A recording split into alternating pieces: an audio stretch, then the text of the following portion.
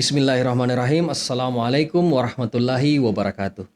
Kawanku sekalian yang saya cintai karena Allah, Alhamdulillah selamat datang kembali di serial Para Pengamal Quran, di mana setiap episodenya mengangkat kisah-kisah yang menarik dari para orang soleh terdahulu tentang bagaimana mereka berinteraksi dan mengimplementasikan Al-Quran. Pada kesempatan ini kita akan lanjut kepada juz 4 pada bagian surah An-Nisa. Kita akan mengulas ayat yang berkaitan dengan kisah dari Abdullah ibnu Umar radhiyallahu taala anhu. Nah, terkadang kita membayangkan bahwa para sahabat Rasulullah SAW adalah sosok-sosok ideal tanpa permasalahan keseharian. Contohnya perdebatan dan pertengkaran seperti kebanyakan kita saat ini, baik dengan keluarganya maupun dengan lingkungannya. Namun, faktanya mereka semua adalah manusia biasa dengan reaksi normal yang cenderung sama dengan kita terhadap problematika sosial sehari-hari. Dan menurut saya ini adalah sungguh hal yang sangat manusiawi. Nah, kisahnya seperti ini. Suatu hari Ibnu Umar radhiyallahu an terlibat pertengkaran hebat dengan istrinya. Dan akhirnya permasalahan tersebut berlarut-larut dan timbul tenggelam seiring berjalannya waktu. Hingga akhirnya Ibnu Umar radhiyallahu an pergi meninggalkan rumah dan memutuskan untuk menceraikan istrinya. Sambil berjalan, dia berpikir dan merenungkan apa yang harus dilakukannya dan apa sebenarnya yang Allah inginkan darinya, serta apa kira-kira sunnah Rasulullah yang bisa menjadi solusi terhadap situasinya.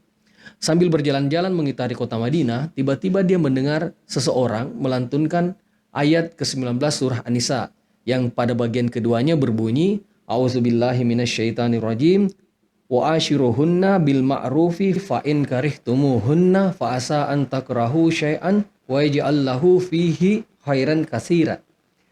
Dan hiduplah dengan mereka dengan cara yang baik. Perlakukanlah istri kalian dengan cara yang baik. Dan jika engkau tidak menyukai mereka, maknanya jika Anda menemukan sesuatu pada pribadi istri Anda yang betul-betul menjengkelkan Anda, tapi hal yang menjengkelkan di sini bukanlah terkait dengan masalah keberagamaan atau keberislaman istri Anda. Harus jelas dulu. Tapi barangkali terkait sikap dan kebiasaannya yang betul-betul membuat Anda berang. Maka Allah Subhanahu wa taala berfirman, boleh jadi kamu tidak menyukai sesuatu padahal Allah Subhanahu wa taala menjadikan kebaikan yang banyak padanya.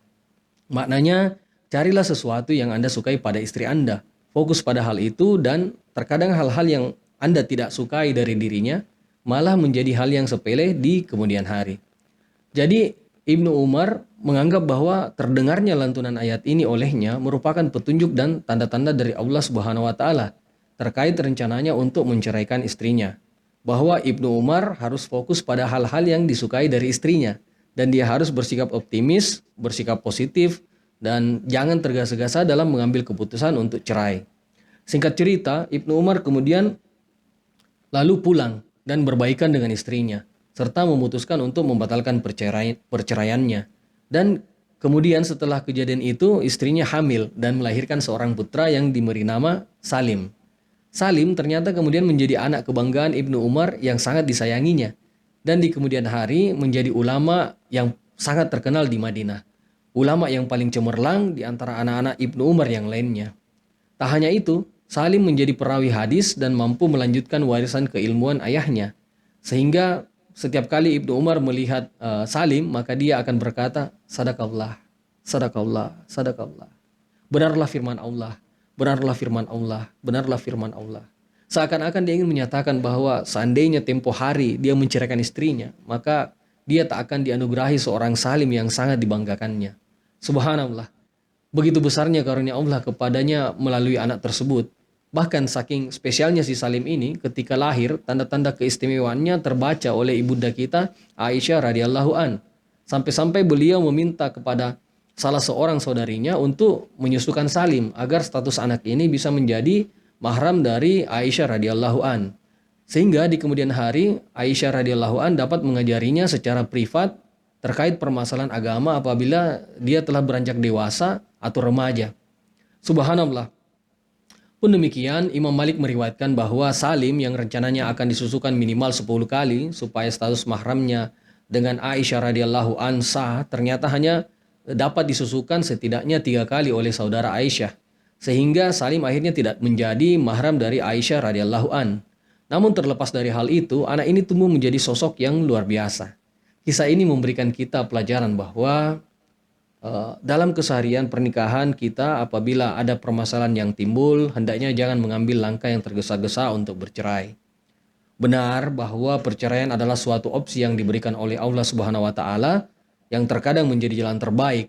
Namun hal tersebut jangan menjadikan kita fokus terhadap kekurangan pasangan kita. Berusahalah untuk mencari jalan keluar terhadap kekurangan-kekurangan pasangan kita, terutama jika memang niat kita adalah membangun mahligai rumah tangga yang murni untuk mencari keridhaan Allah Subhanahu wa taala. Maka cobalah untuk mengingat-ingat kembali mengapa Anda dulu memilih istri Anda atau pasangan Anda dan memutuskan untuk menikahinya. Fokuslah pada kebaikan-kebaikan pasangan Anda, istri Anda atau suami Anda, karena Anda tak pernah tahu kebaikan apa yang Allah siapkan di balik kekurangan-kekurangan pasangan kita tersebut. Marilah kita berdoa semoga Allah Subhanahu wa taala menganugerahkan kita dengan pasangan-pasangan terbaik keimanannya, menganugerahkan kita dengan keturunan-keturunan yang soleh dan soleha seperti Salim, dan memudahkan kita untuk mengaplikasikan penggalan hikmah yang terkandung dalam ayat ke-19 surah An-Nisa yang begitu mendamaikan ini. Jazakumullahu khairan. Sampai jumpa lagi di episode berikutnya dalam serial Para Pengamal Quran. Wassalamualaikum warahmatullahi wabarakatuh. Bagi kawan-kawan yang merasa serial ini bermanfaat, silahkan like, dan jika tertarik untuk melihat episode-episode cover terbaru dari Ustaz Omar dan Ustaz Noman Alikan, silahkan klik subscribe. Dan jika kalian menganggap informasi yang saya share tidak memiliki bias signifikan, silahkan di-share di berbagai platform sosial media kawan-kawan.